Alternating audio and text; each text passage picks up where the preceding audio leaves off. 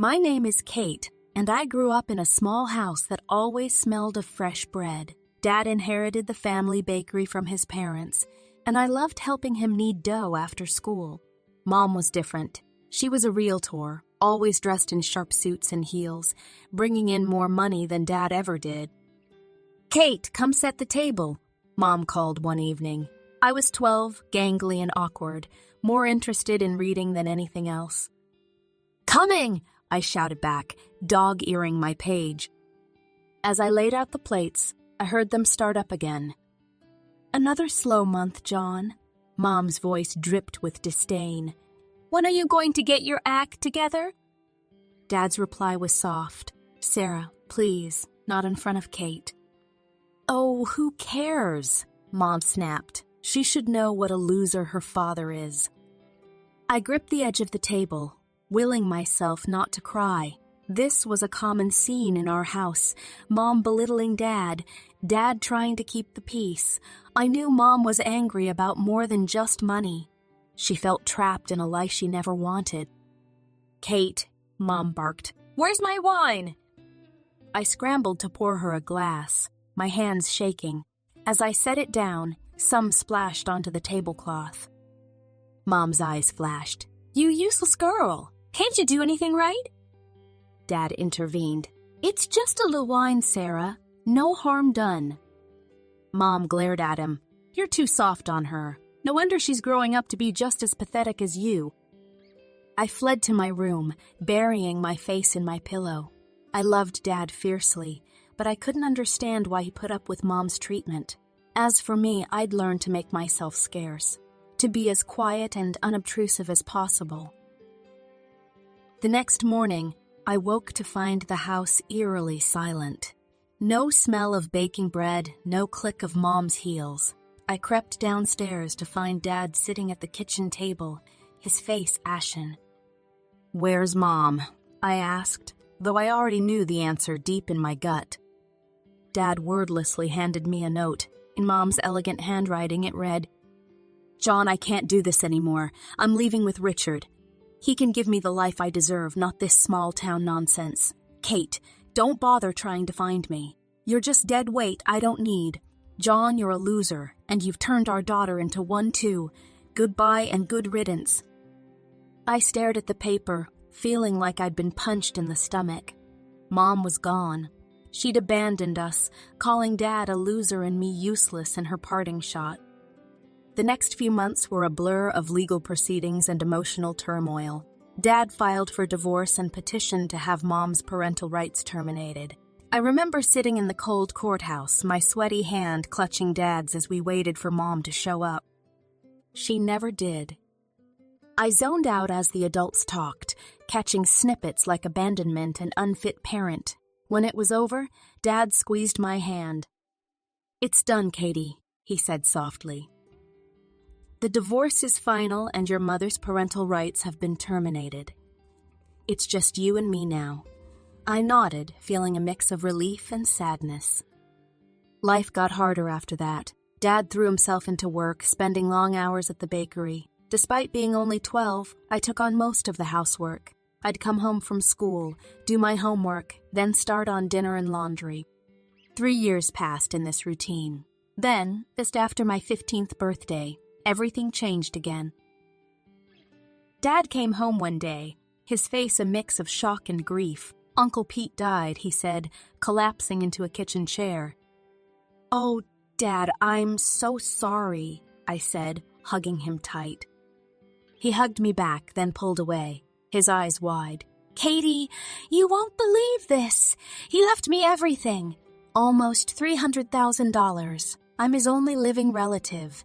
I don't know what to do with it all." But Dad figured it out quick. He invested a chunk of the money into the bakery, upgrading equipment and expanding the menu. Within months, our little bakery was the talk of the town. Dad hired more staff, extended the hours, and before we knew it, he was opening a second location across town. By the time I turned 16, Dad owned 3 thriving bakeries. Our financial worries were a thing of the past. I quit my school job and focused on my studies. We even took our first real vacation, a 2-week trip to Europe. As the years went by, Mom became a distant memory. Dad dated occasionally, but never seemed interested in remarrying. I didn't push it. We were happy as we were. High school graduation came and went in a blur of cap tossing and teary hugs. I'd worked my butt off and it paid off. I was headed to State University to study finance. The morning I was set to leave, Dad handed me a small box. "What's this?" I asked, opening it to find a key. Dad grinned. "Your graduation gift. It's an apartment near campus. No more worrying about dorm life or rent." I stared at him, speechless. "Dad, I can't. This is too much." He waved off my protests. "You earned it, Katie. Now go make me proud." College flew by. I threw myself into my studies, determined to make the most of the opportunity Dad had given me. When I wasn't in class or studying, I was interning at local financial firms. By the time I graduated, I had a job lined up as a junior financial analyst. My first day at work, I stood in front of my apartment mirror, straightening my laser. "You've got this, Kate," I told my reflection. "Make Dad proud." The job was challenging, but I loved it. Every bonus or raise I got, I invested rather than spent. Dad's voice echoed in my head. "Money makes money, Katie. Be smart with it." Years passed. By the time I hit 32, those smart investments had paid off. I owned 2 more apartments in addition to the one I lived in, all bringing in steady rental income. Life was good. Then came the phone call that changed everything. "Katie," Dad's voice sounded strained. "Can you come over? I need to talk to you about something." I found him sitting at his kitchen table, looking older than I'd ever seen him. "What is it, Dad?" I asked, fear clenching my stomach. He took a deep breath. "It's cancer, honey. Stage 4 pancreatic." The world tilted on its axis. "No," I whispered. "There must be some mistake." But there wasn't. The next year was a hellish roller coaster of treatments, remissions, and relapses. I spent every free moment at the hospital or at Dad's house, making his favorite cheese soup, even when he was too nauseous to eat it. One crisp autumn day, I arrived at Dad's house to find him sitting in his favorite armchair, a serious look on his face. "We need to talk, Katie," he said, patting the seat next to him. "The doctors gave me 6 months, tops." "No," I said, shaking my head furiously. "They're wrong. We'll get a second opinion. Well—" "Katie," he interrupted gently. "It's okay. I've made my peace with it. I'm selling the bakeries. Everything's going to you. You'll be set for life." I pulled back, wiping my eyes. "I don't want your money, Dad. I want you." He smiled sadly. "I know, sweetheart, but this is how I can take care of you even when I'm gone." The next 7 months were precious and painful. We talked more than we ever had about everything and nothing. I memorized every line on his face, the sound of his laugh, the smell of sugar and flour that clung to him even now. And then, on a quiet Wednesday morning, he was gone. The funeral was a blur. Afterward, I sat in Dad's empty house, clutching his favorite apron. The lawyer had already been by with the paperwork. True to his word, Dad had left me everything. I used the money from the bakeries to buy 2 more apartments. It felt right, somehow, building something lasting, just like Dad had done. A year after Dad's passing, I was just starting to find my footing again. Work kept me busy, and managing my rental properties gave me a sense of purpose. I'd settled into a new normal, or so I thought. Then came the call that turned everything upside down. "Kate, it's your mother. I'm back in town. I'd like to see you if you're willing." My mind raced. Part of me wanted to hang up, to protect myself from the woman who'd abandoned me. But another part, the part that still held on to the little girl I once was, couldn't help but be curious. "Okay," I heard myself say. "Let's meet at Rosie's Cafe tomorrow at noon." The next day, I arrived at the cafe early, my stomach in knots. As the clock struck 12, I saw her walk in. She looked older, of course, but still elegant. But she wasn't alone. A young girl, maybe 17, trailed behind her. Mom spotted me and hurried over. "Kate, darling, you look wonderful. And this is Lily, your sister?" I felt like I'd been slapped. My what? We sat down, and Mom launched into her story, how her lover, Richard, had left her shortly after Lily was born, how they'd struggled to make ends meet, how she'd decided to come back to her hometown to start over. "I heard you have a rental property," she continued, her voice hopeful. "I was wondering if maybe—" She trailed off, but her meaning was clear. I looked at Lily, who was staring at her hands, clearly uncomfortable. I thought about Dad, about how he'd always taught me to be kind, even when it was hard. I thought about the scared little girl I used to be, wishing for her mom to come back. "Okay," I heard myself say. "I have a unit that's just become available. You can stay there." Mom's face lit up. "Okay, thank you. We'll pay rent, of course." I held up a hand. "No rent, just utilities, for now." As we hammered out the details, I watched Lily. She looked so young, so out of place. I remembered being her age, feeling lost and alone after Mom left. "So, Lily," I said, trying to sound friendly, "you're what, a junior in high school?" She nodded, meeting my eyes for the first time. "Yeah, it's weird, starting at a new school for senior year." I felt a pang of sympathy, I bet. "Listen, if you need help with anything, school stuff, or just someone to talk to, I'm here, okay?" Lily gave me a small smile. "Thanks, that means a lot." As we left the cafe, Mom hugged me again. "You're an angel, Kate. I know I have a lot to make up for, but I hope we can start fresh." I nodded, not trusting myself to speak. That night, as I drifted off to sleep, I couldn't shake the feeling that my life was about to get a lot more complicated. But for better or worse, my mother was back in my life, and I had a sister. Only time would tell what that would mean for all of us. The months following Mom and Lily's return were strange. Mom quickly found work as a realtor, slipping back into her old life as if she'd never left. Lily enrolled in the local high school for her senior year. I kept my distance, unsure how to navigate this new family dynamic. Occasionally, Mom would call or stop by. "Kate, darling, thank you again for the apartment," she'd gush, her smile wide and seemingly sincere. "You've been such a blessing." I'd nod, uncomfortable with her effusive gratitude. "It's fine, Mom. I'm glad I could help." Lily and I developed a cautious friendship. I'd help her with math homework or listen to her college plans.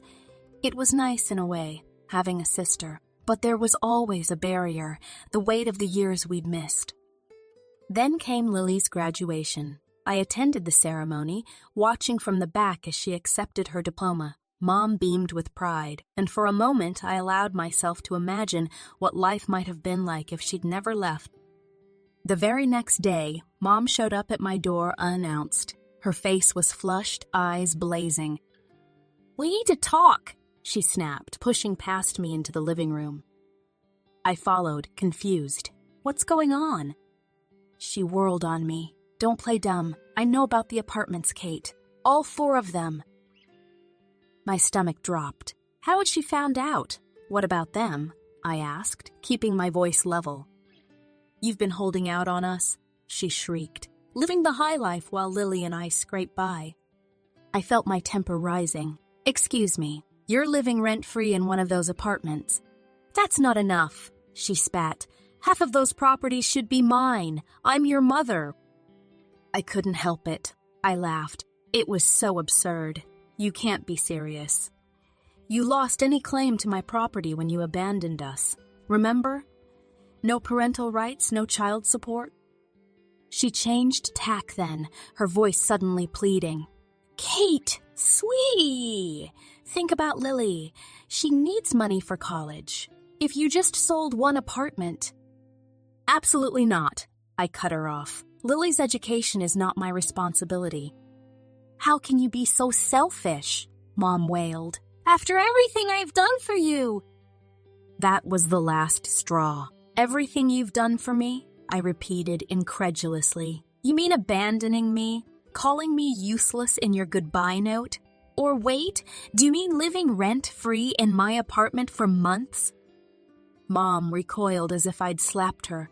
For a moment, she just stared at me, her mouth opening and closing like a fish out of water. Then, without another word, she turned and stormed out, slamming the door behind her.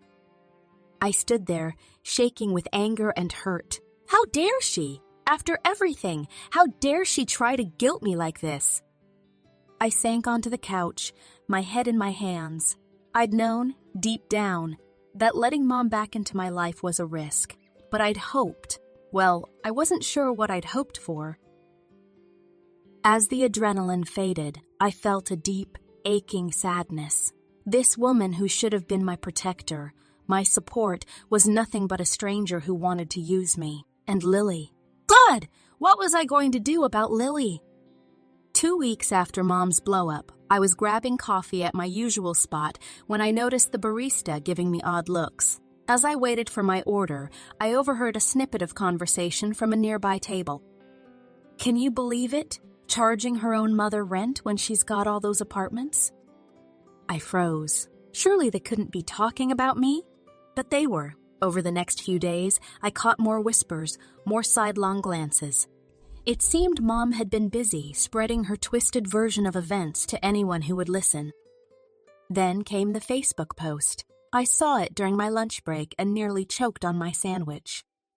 My daughter Kate has 4 apartments she rents out, making a fortune but refuses to help pay for her sister's college education. She's forcing me to pay exorbitant rent when I can barely make ends meet. I'm heartbroken that my own child could be so greedy and selfish. The comments poured in, each one a knife to my heart. How could she do that to her own mother? What a horrible person. I always knew there was something off about her. Friends, relatives, even old classmates I hadn't spoken to in years, all of them jumping on the bandwagon, shaming me for my supposed greed. Not one of them seemed to remember or care that this woman had abandoned me as a child. Just when I thought things couldn't get worse, my boss called me into his office. "Kate," he said, his face grave, "we need to talk about this situation with your mother. It's starting to affect the company's reputation." I felt the blood drain from my face. "Sir, I can explain." He held up a hand. "I'm not asking for details, but I need you to resolve this quietly and quickly. We can't have this kind of drama associated with our firm. Understand?" I nodded numbly, not trusting myself to speak. Back at my desk, I found an email notification about unpaid utilities for Mom's apartment. Great, just great. With shaking hands, I dialed Mom's number. "What do you want?" she snapped by way of greeting. I took a deep breath, trying to keep my voice steady. "Mom, there are unpaid utility bills for your apartment. We agreed you'd cover those, remember?" She scoffed. "Oh, please! You're rolling in money from all those apartments? You can afford to pay a few bills." "That's not the point," I said, my patience wearing thin. "We had an agreement." "An agreement?" she interrupted. "Like the agreement that you'd help your family? Fat lot of good that did us." I sat there, phone in hand, feeling like the world was crumbling around me. How had I let things get this far? I'd tried to do the right thing, to be kind and generous, and this was how I was repaid. With a heavy heart, I made an appointment with a lawyer. "Ms. Stevens," the lawyer said, reviewing my case, "you have every right to evict your mother. She has no lease, pays no rent, and you've given her ample notice about the utility bills." I nodded, feeling a mix of relief and dread. "What do I need to do?" He handed me a document. "This is an official eviction notice. Serve it to her, and if she doesn't comply, we can take legal action." Armed with the paper, I drove to Mom's apartment. My apartment, really. My hands shook as I knocked on the door. Mom answered, her face twisting with displeasure when she saw me. "Oh, it's you. Have you finally come to your senses about selling an apartment for Lily's college?" Lily's picked out her school. Tuition's due next month. My shock turned to anger. "Are you serious right now? After everything you've done, you're still making demands?" "Don't be so dramatic," Mom scoffed. "It's the least you can do for family." That was it, the last straw. I thrust the eviction notice at her. "Here, you have 30 days to vacate the premises." Mom stared at the paper, her face going pale. Then, without warning, she exploded. "You ungrateful little brute!" she screamed, her voice echoing through the apartment. "After everything I've done for you!" I stood my ground. "Everything you've done? You mean abandoning me? Spreading lies about me?" She lunged forward, her hand raised. I flinched, but the blow never came. Instead, she grabbed the front of my shirt, spitting insults in my face. "You're nothing. You hear me? Nothing but a selfish, heartless." I managed to break free, fumbling for my phone. "That's it. I'm calling the police." Mom's eyes widened, but she didn't back down. She continued her tirade, her words becoming more vicious with each passing second. When the police arrived, I was shaking, tears streaming down my face. I showed them the eviction notice, explained the situation as calmly as I could. "Ma'am," one officer said to Mom, "I suggest you calm down and discuss this civilly with your daughter." Mom sneered. "Civilly? With her? She's trying to throw us out on the street." The other officer turned to me.